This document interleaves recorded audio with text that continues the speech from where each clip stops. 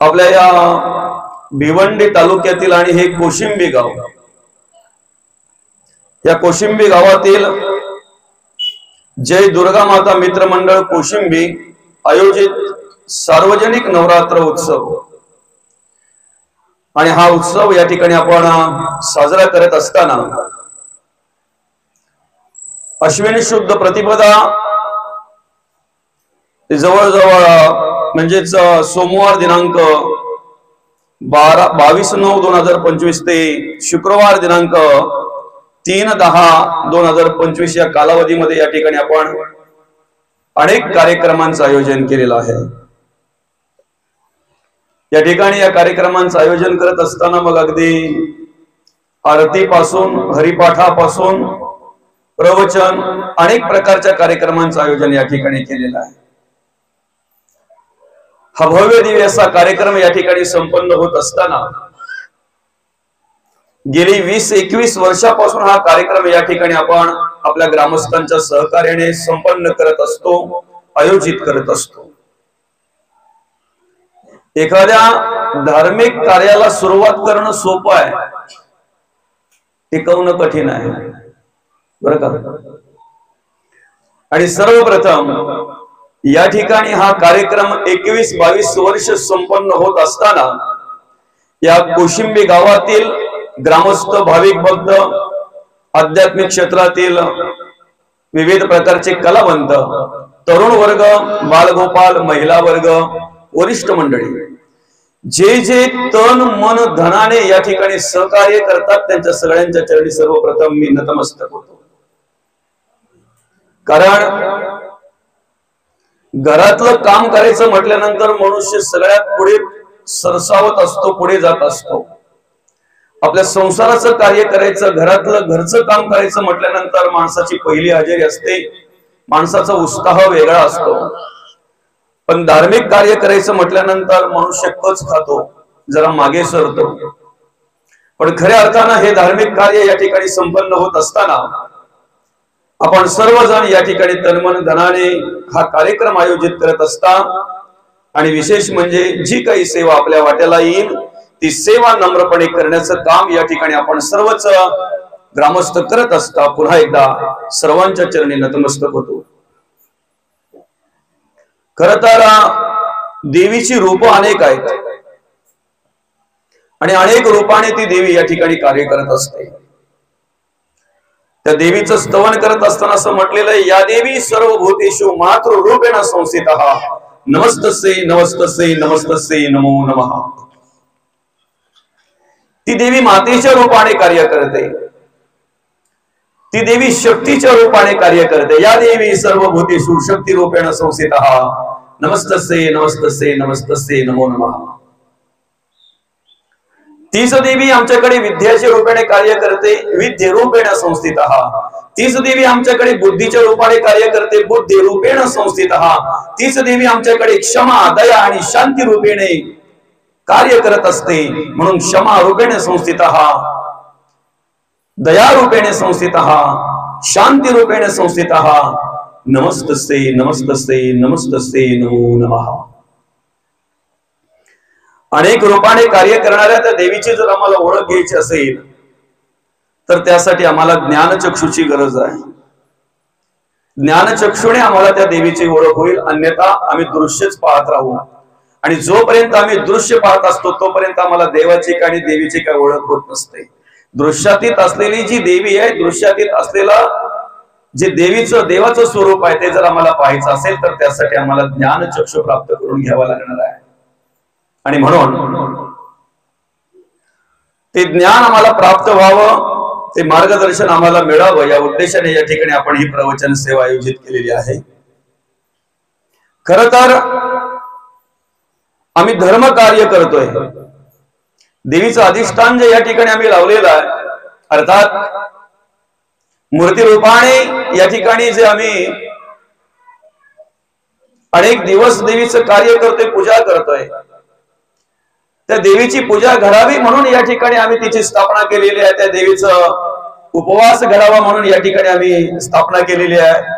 देवीचा जागर घडावा म्हणून आम्ही या ठिकाणी ही देवीची स्थापना केलेली आहे। मूर्ती रूपाने देवीला आणलेली आहे. पण प्रामाणिकपणे जर आम्ही विचार केला अंतःकरणपूर्वक, तर खऱ्या अर्थानं हे कार्य करत असताना आम्ही धर्म कार्य किती करतो याचा विचार आम्ही करायला हवा. बरं का? कशा उद्देशाने आम्ही देवीची स्थापना केलेली आहे? देवीचा जागर घडावा म्हणून. बरं का? देवीची उपासना आमच्याकडून घडावी, देवीचं महात्म्य आमच्याकडून स्तवन व्हावं, देवीची आरती पूजा आमच्याकडून घडावी, या उद्देशाने आम्ही देवीचं त्या ठिकाणी अधिष्ठान लावलेलं आहे किंवा मूर्ती रूपाने या ठिकाणी आम्ही त्या देवीला आणलेली आहे, स्थापना केलेली आहे. स्थापना ही दोन प्रकारची असते, एक चल प्राणप्रतिष्ठा आणि एक स्थिर प्राणप्रतिष्ठा. मंदिरामध्ये जी केली जाते तिला स्थिर प्राणप्रतिष्ठा म्हणतात. बरं का? आणि ठराविक वेळेपर्यंत विसर्जनासाठी, ठराविक वेळेनंतर आपण त्या देवीचं किंवा त्या मूर्तीचं विसर्जन करतोय, या उद्देशाने जी केली जाते तिला चल प्राणप्रतिष्ठा म्हणतात. आणि अशा प्रकारे या ठिकाणी प्राणप्रतिष्ठा आम्ही देवीची केलेली आहे. खरं तर तसं पाहायला गेलं तर नवरात्र उत्सव जवळ आल्यानंतर आम्ही पहिली तयारी करायला पाहिजे ती म्हणजेच आरतीची. पहिला विचार काय करायला पाहिजे? अरे हा नवरात्र उत्सव जवळ आलेला आहे, आता आपल्या आरत्या किती पाठ आहेत बरं? बरं का? बरं ठीक आहे, पाठ नाहीत पण कमीत कमी पुस्तकं घेऊन तरी आम्हाला क्रमाने व्यवस्थित किती जणांना वाचता येतात बरं? येत असतील गणपतीची, महादेवांची, पांडुरंग परमात्म्याची, कारण ते रेग्युलर आहेत ना नेहमी. अश्विन शुद्ध सुरुवात झाली प्रतिपदेपासून ते नाही का? मग आमचा आवाज फक्त उदो बोला उदो, मोठा आवाज असतो. आणि बाकीच्या वेळेला ज्यांची पाठ आहे त्यांनी बोलायचं, ज्यांना वाचता येत असेल त्यांनी बोलायचं. ठीक आहे, ही तयारी पाहिजे आमची. पण प्रामाणिकपणे सांगा, आमची लगबग जशी जशी नवरात्र उत्सव जवळ येतो तशी तशी कशासाठी असते बरं? मला तुमच्याकडून ऐकायचं होतं खऱ्या अर्थानं. पहिल्या गोष्टी आम्ही विचार करतो की 9 दिवस 9 साड्या, ते रंग पहिले माहिती करून घेऊ द्या आम्हाला. बरं का? वास्तविक तसं जर पाहायला गेलं तर देवीचं जे आम्ही अधिष्ठान लावलेलं आहे, हे का अधिष्ठान लावलेलं आहे? नवरात्र. बरं का? तसं जर पाहायला गेलं तर आम्ही वर्षभरामध्ये 3 प्रकारच्या नवरात्र उत्सव साजरा करत असतो. बरं का? वर्षभरामध्ये 3 प्रकारच्या नवरात्र उत्सव साजरा केले जातात. त्यामध्ये चैत्र प्रतिपदा, चैत्र शुद्ध प्रतिपदा म्हणजे गुढीपाडवा ते श्रीरामनवमी पर्यंत वासंती नवरात्र उत्सव त्यावेळेला साजरी केली जाते. अश्विन शुद्ध प्रतिपदा ते अश्विन शुद्ध नवमी, अर्थात हे जे आपण करतो ही, याला शारदीय नवरात्र उत्सव म्हणतात. आणि मार्गशीर्ष महिन्यातील प्रतिपदा, शुक्ल पक्षातील मार्गशीर्ष प्रतिपदा ते मार्गशीर्ष नवमी, हिला शाकंभरी प्रतिपदा अर्थात शाकंभरी नवरात्र उत्सव असं म्हणतात. ज्या वेळेला चैत्र महिन्यातील नवरात्र उत्सव होतो, गुढीपाडवा ते श्रीराम नवमी, त्याच्या पौर्णिमेला येणारी चैत्र पौर्णिमा असते, म्हणजे हनुमान जयंती असते. अश्विन शुद्ध प्रतिपदा ते अश्विन शुद्ध नवमी ह्याच्या शुक्ल पक्षामध्ये येणारी पौर्णिमा, त्या पौर्णिमेच्या वेळेला येते कोजाग्रती, कोजागिरी पौर्णिमा. आणि शाकंभरी ज्या वेळेला नवरात्र उत्सव आम्ही साजरा करतो मार्गशीर्ष महिन्यातील, त्यावेळेला पौर्णिमेला येते दत्त पौर्णिमा. बरं का? दत्त पौर्णिमा. आता विषय आपला असा आहे की आम्ही ही नवरात्र उत्सव जो साजरा करतो आत्ताचा, अश्विन शुद्ध प्रतिपदा ते अश्विन शुद्ध नवमी, ह्या कालावधीमध्ये देवीने महिषासुराचा वध करण्यासाठी वेगवेगळ्या प्रकारचे अवतार घेतलेले आहेत. बरं, एका असुराचा वध करण्यासाठी देवीला अनेक असुरांचा वध करावा लागलेला आहे. ऐकताय ना? त्याच्यामध्ये चंडमुंडाचा वध करण्यासाठी देवीने अवतार घेतलेला आहे. शुंभ निशुंभाचा वध करण्यासाठी अवतार घेतलेला आहे. रक्तासुर जो होता त्याचा वध करण्यासाठी देवीला अवतार घ्यावा लागलेला आहे.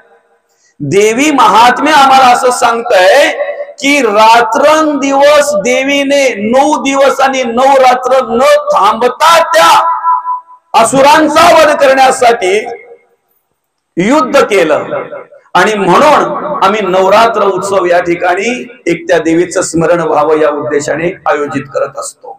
बघा, मला सांगा, रात्रंदिवस जर ती देवी असुरांचा वध करण्यासाठी जर युद्ध करत होती तर त्या देवीला वेगवेगळ्या रंगाच्या साड्या घालायला वेळ भेटला कधी बरं?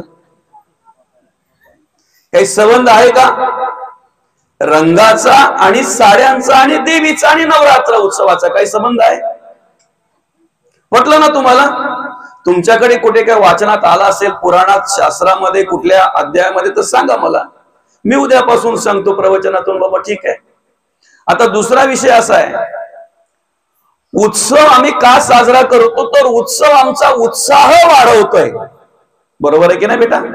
किती आनंद ना, 9 दिवस म्हणजे 9-10 दिवस जोपर्यंत देवी आहे ना तोपर्यंत आम्हाला खूप आनंद, खूपच आनंद। खरं तर सांगू का तुम्हाला, ही जी मुलं जी बसल्यात ना, लहान लहान मुलं इथे माझ्या समोर, त्यांचं मला कौतुक वाटतंय आज। कारण का माहितीये का, मोबाईल सोडून या ठिकाणी बसल्यात ना, हे त्यांच्यासाठी खूप मोठी गोष्ट झाली, खूप मोठी गोष्ट झाली। खरं आहे की खोटं आहे? मोबाईल सोडून इथे बसल्यात की नाही बाबू? खरं आहे की नाही? तुम्ही मोबाईल न घेता इथं बसल्यात म्हणजे किती मोठी हिंमत केली तुम्ही, माहिती आहे? तो मोबाईल हातातून जर सोडायचा असला ना तर त्या आईला काय काय सांगावं लागतंय, नाही काय काय आई सांगते तुम्हाला? पहिले आधी शांतपणे सांगते, बेटा मोबाईल ठेव, बेटाचं काही लक्ष नसतंय, नाही का? मग 1-2 वेळा परत काहीतरी सांगते, काहीतरी आमिष दाखवते, नाहीच ना तर मग लगेच ती रूप धारण करते ना आई। असो, हरकत नाही। महत्वाचा विषय काय, उत्सव आम्ही का साजरा करतो माहितीये का? आमचा उत्साह वाढावा म्हणून उत्सव साजरा करतो, बरोबर आहे की नाही? ज्या वेळेला आम्ही 9 दिवसाचा आनंद घेतोय काय नाही या उत्साहाचा, विसर्जन झाल्यानंतर आम्हाला करमत नाही। खरं आहे की खोटं आहे? मनापासून जर सेवा केली असेल ना, मनापासून जर देवीला प्रार्थना केली असेल आणि मनापासून जर देवीचं महात्म्य वर्णन केलं असेल ना, तर विसर्जनाच्या वेळेला आमच्या डोळ्यामध्ये अश्रू येतात, डोळे भरून येतात आमचे। आलं लक्षात? उत्साह वाढवण्यासाठी जर उत्सव आहे तर त्याचा आम्ही आनंद घेतलाच पाहिजे, घेतलाच पाहिजे की नाही? मला सांगा, आजचा रंग कोणता आहे बरं? कोणता? तुम्ही नसतं सांगितलं तरी तुमच्या पत्रकावर बघून मी सांगितलंच असता। काय? पिवळा रंग आहे। पहिल्या दिवशी कुठला होता बरं? पांढरा सफेद, नाही का? आतून का बाहेरून? कुठून? पांढरा रंग होता, बरोबर आहे, घातला पण आम्ही, पण आतून का बाहेरून? असो, चला ठीक आहे, हरकत नाही। उत्साह वाढवला पाहिजे म्हणून जर उत्सव आम्ही साजरा करतोय तर त्याचा आनंद आम्ही घेतलाच पाहिजे। फक्त घरात असतील तर घाला, समजतंय ना? तुमच्याकडे जर उपलब्ध असतील ना 9 दिवसाच्या 9 साड्या, बिंदास घाला ना। 9 दिवसाचे 9 ड्रेस जर तुमच्याकडे उपलब्ध असतील तर का घालू नयेत, नाही का? पण आम्ही जर हट्ट करत असो आमच्या वडिलांकडे, आमच्या पतीकडे, नाही मला आधी पाहिजेच, तर मग तो बोलतो नवरात्र उत्सवाला का माझ्या डोक्याला ताप होतो। आता मला सांगा, नवरात्र उत्सव देवी येणं हा आनंदाची गोष्ट आहे का दुःखाची? पण आम्ही जर हट्ट करत असू तर त्यांच्यासाठी दुःखाची आहे ना, दुःखाची आहे का नाही? ती आनंदाची कधी होईल? जे घरात असेल ना ते आम्ही वापरू की नाही, त्या दिवशी आनंदाची होईल। दुसरं, हा विषय झाला। आता आम्ही बाकीच्या गोष्टींचा कडक उपवास करतो, बरं का? आणि केला पाहिजे। त्या उपवासामध्ये सुद्धा काय सांगितलंय माहितीये का? अगदी तब्येत बिब्येत जर मजबूत असेल, व्यवस्थित असा, तर 9 दिवस उपवास करायला काय हरकत, बरोबर आहे का नाही? दुपारचा जेवण जर लेट झाला तर अंगाचा थरकाप होतो, अंग चलचला कापायला लागतंय। आता ते जर 9 दिवस उपवास केला माऊली, काय अवस्था होईल? 10व्या दिवशी त्याला ऍडमिट करावं लागेल हिला नेऊन, किंवा याला ऍडमिट करावं लागेल तिला नेऊन। मग त्यासाठी सवलती दिल्या सगळ्या काही गोष्टी। 5 दिवस करा, 7 दिवस करा, 3 दिवस करा, नाहीच तर अष्टमीला उपवास करून नवमीला सोडा। आलं का लक्षात? पण अन्नाचा उपवास करता करता कधीतरी आम्हाला विचारांचाही उपवास करता आला पाहिजे, याचा विचार आम्ही केला पाहिजे. अन्नाचा उपवास करता करता आम्हाला कर्माचाही उपवास करता आला पाहिजे, आम्हाला विचारांचाही उपवास करता आला पाहिजे. अन्नाचा उपवास सांगायला तुम्हाला अख्खं जग आहे, कर्माचा उपवास कसा करायचा यासाठी हे प्रवचन आहे. विचारांचा उपवास कशा प्रकारे करावा यासाठी हे काय आहे, प्रवचन आहे. बरं का, देवीचं जागर करायचंय आम्हाला. ते जागर कसं करायचंय बरं?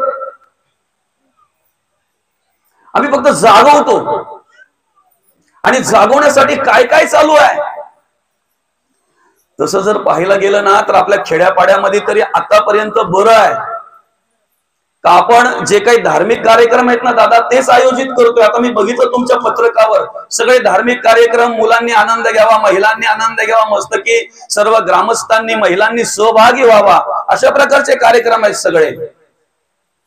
अहो शहरामध्ये जर बघाल ना, आरतीला कोणी नसते बाबा, 10 वेळा अलाउन्स करून आरतीला बोलवावं लागतंय. आणि एकदा आरती झाली, जेवणा झाली ना, एकदा गरबा सुरू झाला, न बोलावता एवढी येतात की त्या ठिकाणी गर्दीच गर्दी पाहायला मिळते, गर्दीच गर्दी पाहायला मिळते. संबंध आहे का काही नवरात्र उत्सवाचा ना त्याचा?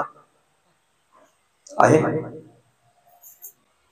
तुम्ही आनंद घेताय, पुन्हा एकदा बघा, उत्सव हा उत्साह वाढवण्यासाठी आहे. घ्या ना आनंद, घेऊ नका असं नाही, काही बिनधास्त आनंद घ्यायचा आहे. पण आम्ही धर्म कार्य करत असताना धर्म कार्यच करतोय का अधर्म करतोय याचा विचार पहिले केला पाहिजे. ज्या असुरांचा नाश करण्यासाठी देवीला वेगवेगळ्या प्रकारचे अवतार घ्यावे लागले, ते असुर जर त्याच देवीच्या पुढे जर नको त्या प्रकारे जर कार्य करत असतील, तर अजून आपण कुठल्या देवीच्या अवताराची वाट पाहतोय? कुठल्या अवताराची वाट पाहतोय अजून? ज्या वाईट वृत्तीचा नाश करण्यासाठी देवीला अनेक अवतारामध्ये यावं लागलं, ज्या वाईट कर्माचा नाश करण्यासाठी त्या देवीला अनेक अवतारामध्ये यावं लागलं, ज्या वाईट प्रवृत्तीचा नाश करण्यासाठी त्या देवीला अनेक अवतारामध्ये यावं लागलं, तीच प्रवृत्ती जर त्या देवीच्या पुढ्यात कार्य करत असेल, तीच कर्म आणि तेच कार्य जर त्या देवीच्या मूर्तीच्या पुढ्यात जर पाहायला मिळत असतील, तर सांगा ना, अजून कुठल्या अवताराची वाट पाहतोय आपण ते थांबवण्यासाठी? कुठल्या अवताराची वाट पाहतोय? आनंद घेतला पाहिजे, घेऊ नये असं नाही. पण मला सांगा, भगवान श्रीराम प्रभूंना कार्याला यावं लागलं कोणाचा वध करण्यासाठी? श्रीराम प्रभूंनी कोणाला मारलं बाबू? रावणाला मारलं, बरोबर आहे की नाही? रावणाला मारलं. रावणाचा वध करण्यासाठी प्रभूंना यावं लागलं. ऐकताय ना? आता माझ्या प्रश्नाचं उत्तर द्या, रावण आहे का मेलाय? हा, मग त्याला कोण मारणार? त्यावेळेला एकच रावण होता, त्यावेळेला रावण एकच होता बाबा. आणि कधीतरी आम्ही आमच्या प्रवचनातून सांगत असतो की तो रावण परवडला, त्याने कमीत कमी सीतामाईला नेऊन अशोकवनात तरी ठेवली होती. पण आज एखाद्या वेळी जर माझ्या ताई बहिणीला घरी यायला जर रात्र झाली आणि काळ्या कुट्या अंधारामध्ये जर ती बाई बिचारी, ती ताई बिचारी जर प्रवास करत असेल, चारही बाजूला अंधार पडलेला, 1 किलोमीटर अंतरावर तिला प्रवास करायचंय, मध्यरात्री ती बिचारी एकट्याने प्रवास करते, अंगाचे शहारे उभे राहिलेले आहेत, तिच्या अंगामध्ये थरथर थरथर थरथर थरकाप उडलेला आहे, मनामध्ये भीती निर्माण झालेली आहे. आणि या अशा अवस्थेमध्ये झपाझप झपाझप पुढे पावले टाकते, तिच्या मनामध्ये फक्त एकच विचार येतोय, माझा रस्ता संपतोय कधी, लवकरात लवकर रस्ता संपवा म्हणून ती बिचारी झपाझप पावले टाकीत आहे पुढे. थरकाप झालेल्या अंगाचा भीती निर्माण झालेली आहे. तशा या अवस्थेमध्ये तिची भिरभिर, ती नजर इकडे तिकडे पाहते, पुढे पुढे पुढे पुढे वाटचाल करते, तिच्या मनामध्ये भीती निर्माण झालेली आहे. मला सांगा, ती हिंस्र प्राण्याला घाबरते का? राहिलेच नाहीत आता. ती किड्याला घाबरते का? ती सापाला घाबरते का? तिला हिंस्र प्राण्याची भीती वाटत नाही, तिला किड्याची भीती वाटत नाही, तिला किडुकाची भीती वाटत नाही, तिला सापाची भीती वाटत नाही, तिला विंचवाची भीती वाटत नाही. अशा वेळेला, ज्या वेळेला ती ताई बाई बिचारी रात्रीच्या वेळी जेव्हा प्रवास करते की नाही, त्यावेळेला तिच्या मनामध्ये फक्त एकच भीती निर्माण झालेली असते, जर एखाद्या नराधमाची वाईट नजर माझ्यावर पडली तर, हीच भीती तिच्या मनामध्ये निर्माण झालेली असते. हीच भीती तिच्या मनामध्ये निर्माण झालेली असते. ज्या दिवशी कुठलीही माझी ताई बहीण कुठल्याही प्रकारची भीती मनामध्ये न ठेवता रात्री अपरात्री प्रवास करेल ना, त्या दिवशी खऱ्या अर्थानं आमच्याकडून देवीचा खरा जागर आणि खरा उपवास घडल्याशिवाय राहणार नाही. आणि तो घडावा म्हणून हे प्रवचन आहे. त्या पद्धतीची कर्म आमच्याकडून घडावीत म्हणून हा प्रवचन आहे. त्या पद्धतीने आम्हाला जगता वागता यावं म्हणून हे प्रवचन आहे. आम्ही का म्हणतोय तो रावण परवडला? अरे त्याने फक्त सीतामाईला नेली, अशोक वनामध्ये ठेवली, अंगाला स्पर्श करायची हिंमत त्याची झाली नाही. पण आज जर आमच्या बाजूला 10-10, 12-12 वर्षाच्या मुलींवर अत्याचार होताना आम्हालाच पाहायला मिळत असतील तर सांगा ना, ह्या राक्षसीची प्रवृत्ती आहे, ही जी रावणाची प्रवृत्ती आहे, हिला ठेचायची कशी, हिला नष्ट करायची कशी? अजून आम्ही किती देवींनी अवतार घ्यावा म्हणजे याच्यामध्ये, आणि किती देवांनी अवतार घ्यावा म्हणजे याच्यामध्ये फरक होईल, परिणाम होईल, फरक पडेल. किती वेळा देवाने अवतार घ्यावा म्हणजे याच्यामध्ये फरक पडेल. कसला विचार करतोय आणि कसला जागर करतोय आम्ही? अन्नाचा उपवास करता करता कधीतरी कर्माचाही उपवास करता आला पाहिजे. अन्नाचा उपवास करता करता कधीतरी विचारांचाही उपवास करता आला पाहिजे. अन्नाचा उपवास करता करता कधीतरी आम्हाला कर्माचा, विचारांचा, गुणांचा उपवास करता आला पाहिजे. या मूर्ती रूपाने या ठिकाणी विराजमान असलेल्या देवीचा जागर करता करता आमच्याच बाजूला अनेक रूपाने कार्य करणाऱ्या त्या देवीचा सुद्धा जागर आमच्याकडून झाला पाहिजे. त्या देवीचा सुद्धा आधार आणि त्या देवीचा सुद्धा सन्मान आमच्याकडून झाला पाहिजे. हे हिंदुस्थानचं शास्त्र आम्हाला शिकवत आहे. यत्र नार्यस्ते पूजन्ते रमन्ते तत्र देवताः. ज्या ठिकाणी महिलांचा सन्मान केला जातो, आदर केला जातो, त्या ठिकाणी सगळ्या प्रकारच्या देवता रममाण होत असतात. ज्या घरामध्ये महिला आनंदी असतात ना, मुली आनंदी असतात ना, ते घर सुखी असतंय दादा, ते घर सुखी असतंय. पण ज्या घरामध्ये महिलांचा साच केला जातो ना, महिलांना ज्या घरामध्ये महिलांना त्रास दिला जातो ना, ज्या घरामध्ये महिलांचा अनादर केला जातोय ना, करोड रुपयाचा बंगला असेल तरी त्या घरात सुख कधीच मिळणार नाही. कधीच आयुष्यात त्या घरामध्ये सुखाची प्राप्ती होणार नाही. कारण शास्त्र सांगतंय, ज्या ठिकाणी महिलांचा आणि मुलींचा ज्या घरामध्ये खळखळून असा हसण्याचा आवाज येतोय ना, ते घर सुखी आहे, ते घर समाधानी आहे. आणि माझी दुर्गा माता त्या घरामध्ये प्रत्यक्षात अनेक रूपाने कार्य करते. शास्त्र सांगतंय, शास्त्र सांगतंय. महिलांनी जर ठरवलं ना तर खूप सामर्थ्य आहे महिलांमध्ये. कमी पॉवर आहे का? म्हणून तो घरातले बोलतात ना, हाताच्या बाहेर गेलाय पॉवर, पण एकदा लगीन करून देऊ दे, एकदा लगीन झाला ना तर मग बरोबर ठिकाणं होईल. म्हणजे त्यांनाही माहिती काय, आणि तेवढी पॉवर आहे ना, तेवढं सामर्थ्य नाहीये. हिरण्यकश्यपू सारखा बाप असताना सुद्धा जर प्रल्हादासारखा भक्त जन्माला येतोय तर 100% मान्य करायला लागेल, हे सामर्थ्य कयादुमातेच आहे, हे सामर्थ्य कयादुमातेच आहे. आजही आम्हाला 4-4.5 हजार अभंग जगद्गुरु तुकोबांचे अनुभवायला मिळतात, वाचायला मिळतात. याला कारण म्हणजे पांडुरंग परमात्म्याकडे कनकाईने मागून घेतलेलं वरदान आहे ते, पुत्र व्हावा ऐसा गुंडा ज्याचा तिन्ही लोकी झेंडा, ज्याचा तिन्ही लोकी झेंडा. तुझ्या कुशीतून इथे जन्मले रामकृष्ण बुद्धादी, थोर संत ज्ञानेश तुकोबा पूज्य महात्मा गांधी, बसली साहसी का स्वस्थ भगिनी ठोकाता ललकारी, हे हिंद भूमीचे नारी, हे हिंद भूमीचे नारी. खऱ्या अर्थानं ज्या वेळेला महिला ठरवतात ना, त्यावेळेला आम्हाला या जगामध्ये क्रांती घडलेली पाहायला मिळते. क्रांती घडलेली पाहायला मिळते. अज्ञानामध्ये गुरफटलेला माझा हा समाज, नको त्या चालीर रीतीमध्ये भरभडलेला आमचा हा समाज, ज्याच्या अंगात रग आहे, ज्याच्या अंगात पॉवर आहे, दम आहे, ज्याला स्वतंत्रने जगायचं कसं ते कळलं ना,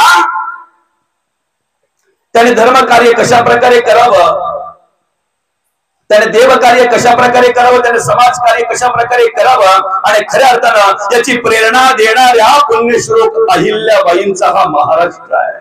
अहिल्याबाई होळकर यांचा महाराष्ट्र आहे. याच भूमीमध्ये आणि याच महाराष्ट्रामध्ये, याच हिंदुस्थानमध्ये अनेक माता होऊन गेल्या. अनेक मातांनी या हिंदुस्थानला अनेक संत दिले, साधू पुरुष दिले, महात्मे दिले, थोर मोठमोठे साधू याच महाराष्ट्रामध्ये, याच हिंदुस्थानमध्ये अनेक मातांनी दिलेले आहेत. म्हणून माता श्री ही अनादिकालची माता आहे. आम्हाला अनेक साधू पाहायला मिळाले, त्याला कारण म्हणजे माता आहेत. आम्हाला अनेक संत पाहायला मिळाले, त्याला कारण म्हणजे माता आहेत. आम्हाला अनेक नेते महापुरुष या ठिकाणी पाहायला अनुभवायला मिळाले, त्याला कारण म्हणजेच माता आहे. म्हणून नारी की निंदा मत करो यारो, नारी रतन की खान, जिस नारी से पैदा हुए शोक भीष्म हनुमान. आतापर्यंत आम्ही ज्यांचं पूजन करतो ना, ज्यांना वंदन करतो ना, ज्यांचं चरित्र अभ्यासतोय ना, असे अनेक थोर महात्मे या मातेमुळेच आम्हाला प्राप्त झालेले आहेत. या मातेमुळेच प्राप्त झालेले आहेत. फक्त मातेने ठरवलं पाहिजे, तिच्या अंगामध्ये त्या प्रकारचे मनामध्ये विचार तिच्या अंतःकरणामध्ये निर्माण झाले पाहिजे. खूप पॉवर आहे. तुम्ही म्हणाल महिलेकडे किती पॉवर आहे? तिन्ही देवांचं बालक करण्याचं सामर्थ्य महिलेमध्ये आहे. कळतंय ना? उत्पत्ती स्थिती आणि लय हे ज्यांच्या आज्ञेने घडतंय ना, अशा ब्रह्म विष्णू आणि महेश या तिन्ही देवांची बालक करण्याचं सामर्थ्य कोणामध्ये आहे? महिलेमध्ये आहे. फक्त ती महिला पतिव्रता पाहिजे. ती महिला पतिव्रता पाहिजे. आणि त्याग जर शिकायचा असेल ना माऊली, त्याग कोणासारखा आणि किती असावा, तर त्याचं एक आदर्शयुक्त उदाहरण असेल तर महिला. त्याग कसा असावा आणि कोणी करावा, किती त्याग करावा. महिलांसारखा त्याग कोणी करू शकत नाही, कोणीच करू शकत नाही. तेवढा आदर्श जर पुरुषांनी घेतला ना, मी म्हणेन प्रत्येकाचा संसार सुखी होईल. कोणाच्याच संसारात दुःख पाहायला मिळणार नाही. फक्त तो आदर्श आम्ही घेतला पाहिजे महिलांचा. बरोबर आहे की नाही? एका पुरुषाची जर तिला व्हायची असेल, एका पुरुषाची पतिव्रता म्हणून त्या घरामध्ये लक्ष्मीच्या रूपाने जर प्रवेश करायचा असेल, तर सर्वप्रथम त्या महिलेला आई वडिलांना विसरावं लागतंय. खरंय की खोटं आहे? आई वडिलांना विसरावं लागतंय. बरोबर आहे ना? दुसरं म्हणजे पूर्वीचं घर सोडावं लागतंय. जरी आठवण आली तरी हे पाठवत नाही तोपर्यंत नाही. काय घर सोडावं लागतंय, आई वडील विसरावे लागतात. बरोबर आहे का? दुसरं आवडी निवडी. आवडी निवडी म्हणजे आठवरपणी बऱ्याच आवडी असतात, नाही का माऊली? एखादी मुलगी सकाळी पार 8, 8:30, 9, 10 वाजता काय उठणार. बरोबर आहे की नाही? आणि ती कुठे उठते नाही उठते, तर तिला उठण्याच्या आधी पहिले आई पाणी काढणार तिला आंघोळीला, आणि मग उठवायला जाणार. बघ लेकी, अगं उठते ना, आंघोळीला पाणी काढलंय चल. बरं का? तिची आंघोळ कुठे होते नाही होते, तर लगेच आईच्या तोंडामध्ये पहिला शब्द असतो, बघ लेकी तू भाकर भाजीशी खाते का? तुमच्याकडे चहात भाकरी खात नाही का? बरं, पहिले विचारते ती आंघोळ होते तोपर्यंत, नाही का? काय मजा असते त्या मुलीची, नाही का त्यावेळेला. आता ह्या मुलीचं लग्न झाल्यानंतर बरं का, ती जर तिकडे सासूला सांगायला गेली का, आई माझी आई ना, मी कुठं उठते नाही उठते तर पहिले नाही का आंघोळीला पाणी काढायचे, आणि माझी आंघोळ कुठे होते नाही होते तर पहिले लगेच इकडे भाकर तयार करून ठेवायची. बरोबर आहे की नाही? असं जर तिथे सासूला सांगायला गेले तर सासू काय बोलायला माहितीये का? बघ अजून काही सगळ्या बॅग तुझ्या खोलल्या. बरं का? म्हणजे महत्वाचं काय माहितीये का, तिथे जरी ती 10 वाजता उठत असेल ना, तरी इकडच्या माणसांना जर 5 वाजता उठायची सवय असेल, ऐका ते आगावर चाललंय आपलं, तरी तिला 5 वाजता उठावंच लागतंय. इकडच्या माणसांना जर सकाळी 6 वाजता उठायची सवय असेल, तर 10 वाजता उठणारी मुलगी 6 वाजता उठते. याच्या आधी घरातली तिचं सगळं काम करायची, आता घरातल्यांचं काम तिला करावं लागतंय. महिलेचा त्याग बघा, पहिले आई वडिलांना सोडते एका पुरुषाची होण्यासाठी, घरादाराला सोडते एका पुरुषाची होण्यासाठी, आवडी निवडी सोडते एका पुरुषाची होण्यासाठी. एवढंच काय, स्वतःच नाव सुद्धा बदललं जात आहे ना. काय बोलतात त्याला, भानसावरचं नाव ठेवतात ना, भानसावरचं नाव खरं आहे का? नवरा जर शंकर असेल, आहे का इथं? आहे असले तरी लुगड्यावालीच असेल 100%. काय साडीवाली आहे, लुगड्यावाली आहे ना? मला माहिती आहे ना. आता साड्यावाल्या कुठं पार्वत्या नाही मिळत आहे. शंकरच नाही राहिलं तर पार्वत्या कुठून येतील सांगा? नवरा जर राम असेल तर बाई हा आहे का? आहे. नवरा जर पांडुरंग असेल तर बाई रुक्मिणी, नाही का? नवरा जर कृष्ण असेल तर बाई राधा, रुक्मिणी, सत्यभामा. तीन नाही हो का, एकच तिन्ही पैकी कोणतरी. ऐका, स्वतःचं नाव सुद्धा तिला बदलावं लागतंय, आहे की नाही? एवढा त्याग पुरुष करतो का बरं? पुरुष त्याग करतो? प्रत्येक बाप ज्या वेळेला आपल्या मुलीला वर शोधत असतो ना, त्यावेळेला कुठेही जरी गेला ना, कुठे आणि कोणीही जरी निरोप आणला ना, तरी पहिला विचारतो तो मुलगा काय निर्व्यसनी आहे का? बाबा खरंय की खोटं आहे? प्रत्येक बापाची अपेक्षा काय असते माहितीये का? भले गरीब घरात गेली मुलगी तरी चालेल, पण मुलगा निर्व्यसनी पाहिजे. आहे कुठला एखादा बाप? नाही ना. त्यांनी शोधताना तसा शोधला, माझी पण व्यवस्था होईल ना, त्याची पण होईल.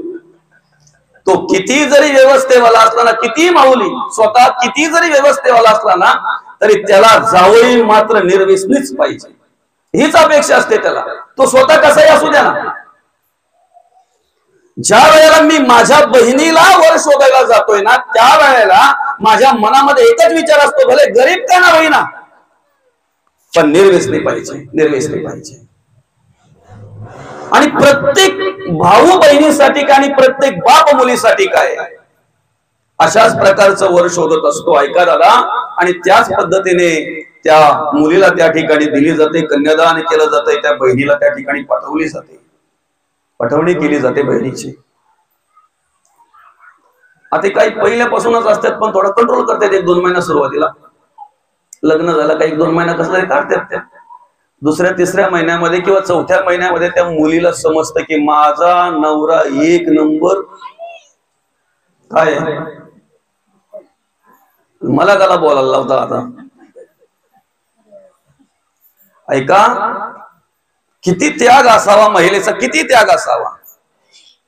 ज्या दिवशी माहिती होतय ना, माझ्या माहितीप्रमाणे त्या दिवशीच नाही, कमीत कमी आठवडाभर ती बाई टेन्शन मध्ये असते. ती मुलगी आठवडाभर झोपत नाही, बाबालाही सांगत नाही, भावालाही सांगत नाही, ज्याने जमवलंय त्यालाही सांगत नाही. स्वतःच्या नशिबाला दोष देत असते, स्वतःच्या नशिबाला दोष देत असते. माहिती होऊन पण राहते, नांदते. हे त्या नवऱ्याचं भाग्य समजा. त्यागावर चाललंय आपला, त्यागावर. कदाचित एखाद्याला वाटत असेल बायांची लय एकदम म्हणजे खूप स्तवन करायला घेतले, खूप स्तुती करायला घेतले. मग आपला त्याग काय, पुरुषांचा त्याग काय? तर ऐका, ज्या दिवशी त्या बाईला माहिती होते त्या दिवसापासून त्या नवऱ्याच्या पाया पडताना प्रत्येक वेळेला फक्त एकच विनंती करते, अहो तुम्ही हे व्यसन सोडा, आपलं घरदार पण चांगलं होईल, आपली मुलं बाळ पण चांगली होतील आणि आपला संसार उत्तम झाल्याशिवाय राहणार नाही. ऐका, लग्नाला 25 वर्ष होऊन जर त्याला एक व्यसन सुटत नसेल तर काय त्याग आहे रे तुमचा? काय त्याग आहे त्यांच्या मनात? तुमचा त्याग काय आहे? म्हणून त्याग कोणासारखा असावा? महिलेसारखा असावा. समर्पण भूमिका कोणासारखी असावी? महिलेसारखी असावी. सर्वस्व अर्पण करते ती त्या नवऱ्याला, पतीला सर्वस्व अर्पण करते. सर्वस्व, त्याच्या सुखात सुख, त्याच्या दुःखात दुःख, सुखात सुख, दुःखात दुःख. राजाची कन्या होती माझी सीताबाई, जनक राजाची मुलगी, दशरथ राजाची सून, आणि ऐका, प्रभू रामचंद्रांची पत्नी होती. जमिनीला कधी पाय लागला नसेल दादा.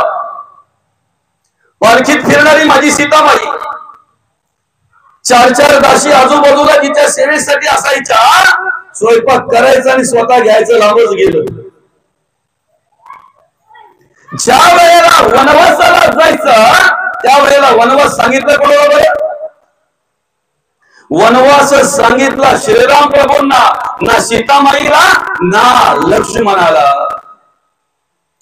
ज्या वेळेला वनवासाला जायचं त्या वेळेला श्रीराम प्रभूंनी सर्वांचा निरोप घ्यायचं ठरवलं.